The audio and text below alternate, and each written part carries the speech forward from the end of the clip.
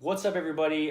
Vets Couch here again, Ty and Julio. So real quick, we want to touch on some of the big things that have been going on. So I'm sure everyone's heard about the shooting that happened recently in California.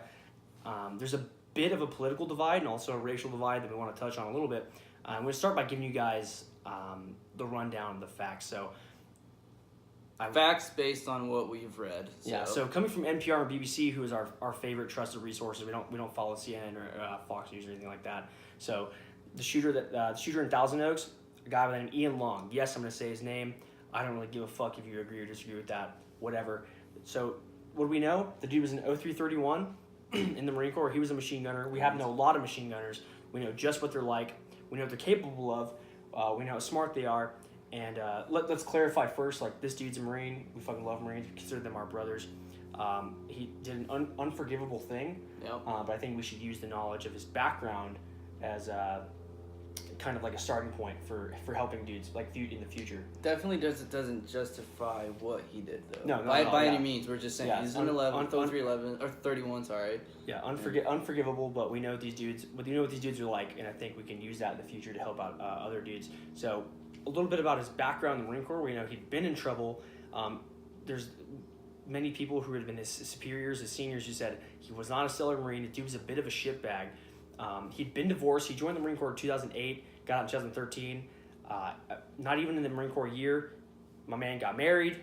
Right after that, separated, and then came back from Afghanistan. Got divorced. Tail as old as fucking time. All right. So he did have history with law enforcement. So he had been contacted by law enforcement, had been stopped, had been questioned by them several times. Once when he was the victim of battery and assault, and also another time he was living with his mother.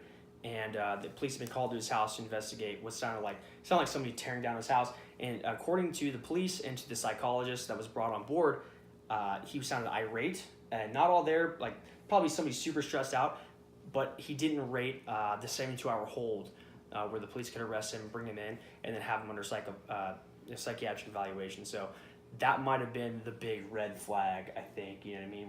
So that's probably where a lot of dudes fucked up. So he got checked on by psych. We all know he's an Afghanistan veteran.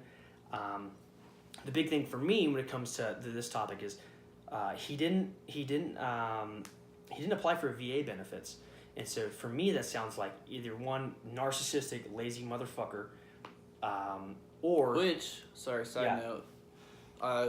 Some of the interviews, they interviewed his prior roommates from college. And one of his roommates just blatantly said he was a pretty lazy dude, antisocial, went out of his way to be antisocial, and he pretty much was pretty lazy. But, you also read other accounts, and his friends just really love him and didn't see that from him. And you're going to get that. I think you're going to get those opposing views. Yeah, dudes you served with, dudes 100%. But I digress. So he didn't apply for the VA benefits. Who knows fucking why? Maybe he thought he didn't need it. We know a lot of guys who probably need help that didn't seek it out or just didn't get it because of the system, the way it works, and we all know the program's fucked up. But the last piece I want to touch on when it comes to this situation, Julio's going to cover a different one, but when it comes to this, so we all know, if you watch CNN, Don Lemon called the biggest terrorists in America is radicalized to the right white men, and I think this kind of justifies him in saying that, even though that's an incredibly racist and demonizing thing to say, because you have a young white man with an extensive knowledge of machine guns, tactics, and weaponry, who showed up the dude popped smoke in a building. With a 45. Yeah, with a 45, but he showed up, popped smoke, probably found cover, and then started firing. You know what I mean? Like, he knew what he was doing for sure. Was he radicalized?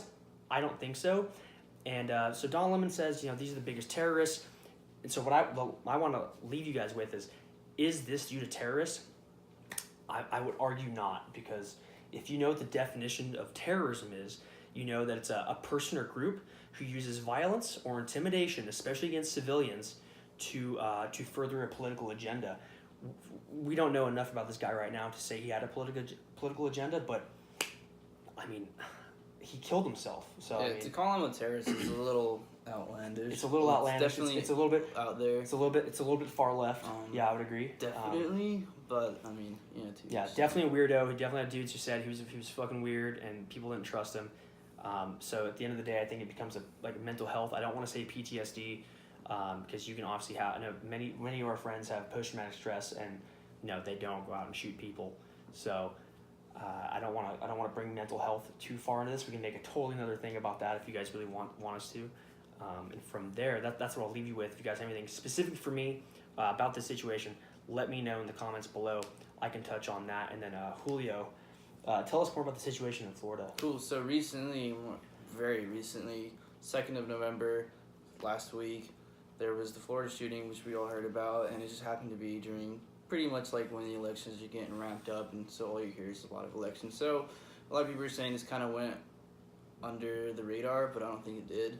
The Florida shooting at the yoga studio, killed 2, injured 5, and he shot himself. So one of the things that I, just from reading on my own and doing my own little research on the interweb, using all sorts of sources, all sorts of different news outlets, I don't really, say no to one. So I just kind of got like a broad story from him. One thing that the media didn't really publicize as much was that he was an Army veteran, and he had on his LinkedIn account, he has Army veteran on there. I think he served from 08 to like 2014, 12 I think it was. Don't quote me on that. But the media didn't bring that to our attention as much as they are, Ian Long. In this case, yeah, which I think is a little weird. Like why? Like why? Where's the agenda? Maybe it's because he kind of had a motive, and he was, self-proclaimed proclaimed misogynist, which is misogynist is someone who just hates females in general, and is just doesn't mommy issues. Like him. He's also self-proclaimed incelibate, which is celibacy is you just don't have sex. And no nut November. 2 days in, and no nut November, he just fucking lost his shit and went and set up a yoga studio. So, involuntary and celibate. So, he has, issues getting with women or just having sexual intercourse with women. He just doesn't have a good relation with women. Hence, misogynist, self-proclaimed, which I probably doesn't do him any good either. He definitely had a lot of run-ins with the law, in the past years. With just groping, just random just gropings, and it's like there's like 2 or 3 cited. Just like to touch them. Yeah, just so he's definitely has issues there.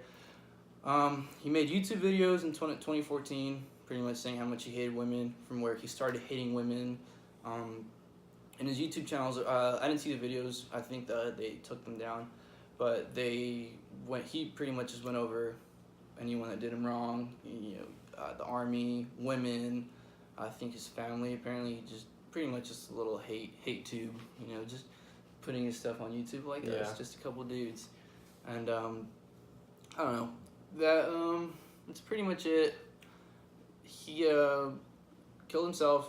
Someone, obviously, it's awesome that someone, tried to tackle him and fight him, and that probably did actually save some people's lives, which is awesome. So someone took it on themselves to put themselves in a dangerous way and did something about it. And then from there, he just shot himself. The guy ran to a bar with blood on his head and shirt and called for help. My question is, what do you think is the political narrative that the media is trying to is trying to enforce on people? Like, what do you think they're trying to say? What do they want us to believe when it comes to that specific? The gun issues. Yeah, guns, of course. Yeah, white males. White males, guns. Coming from our in studio Latino man. Yeah, of course. That's what they always want to talk about. The scoop. Yeah. Okay. Well. Anything else on that?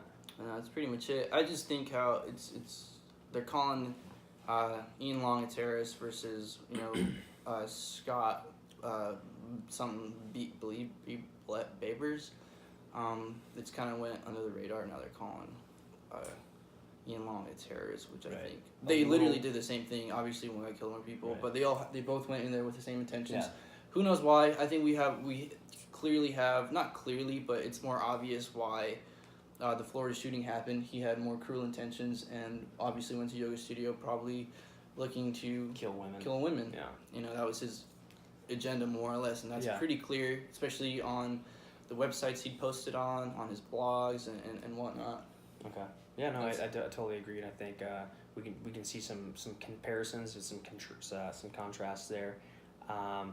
Other than that, you want any closing remarks? No. Okay, cool. Yeah, so when it comes to these two, obviously very hot topics and things that a lot of people don't want to talk about, and they do involve veterans, and one of the things we do here is we involve veterans. So if you are a veteran, if you're not a veteran, just feeling you want to know, you have an opinion, let us know down below in the comments. If there's anything specific we talked about, whether it be service, PTSD, anything having to do with these two situations that you think we want us to elaborate on a little bit, if we can do more research that helps us learn, and it'll give us the opportunity to help you guys learn more. So please let us know. So from the two of us here at Vets Couch, thank you guys again for watching and listening, and we will see you guys very soon.